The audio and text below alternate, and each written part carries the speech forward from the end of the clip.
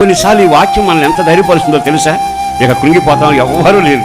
వెంటనే వాక్యం తీయగానే, నేను నీ దేవుడని యెహోవాను, నిన్ను విడువను ఎడబాయను. ఆ వాక్కు ఎంత ధైర్యపరుస్తుందండి. అయిపోయింది, డాక్టర్లు వదిలేశారు. వెంటనే వాక్యం తీస్తే, నిన్ను స్వస్థపరిచే యెహోవాను నేనే. వాక్యం ధైర్యం చేస్తుందిగా. బాగా ఆలకించండి. ఈ వాక్యం పుస్తకం కాదు. ఈ వాక్యం పరిశుద్ధ గ్రంథం కనుక అమ్ముతున్నారు, కొనుక్కున్నా ఇంట్లో పెట్టుకోవడం కాదు. ఇది నేను వెలిగించగలగాలి, ఇది నిన్ను బ్రతికించగలగాలి, ఇది నీకు ధైర్యం తెచ్చిపెట్టగలగాలి. అందుకు దేవుని వాక్యాన్ని దేవుడు మనకిచ్చాడు.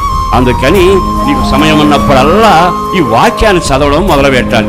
ఎందుకు అని చెప్పమంటారా? మనిషి అయితే మాట తప్పుతాడు కానీ దేవుడు మాట తప్పడు. నరుడైతే చూద్దాంలే అంటాడు కానీ నా దేవుడు చేసి చూపించగలిగిన వాడు. ఈ వాక్యాన్ని చేత్తో పట్టుకుని, ప్రభువా నీవు ఇచ్చిన మాట అని గట్టిగా అరవగలిగితే ఆయన ఏమంటాడో తెలుసా? నేనున్నాను, భయపడబాకు.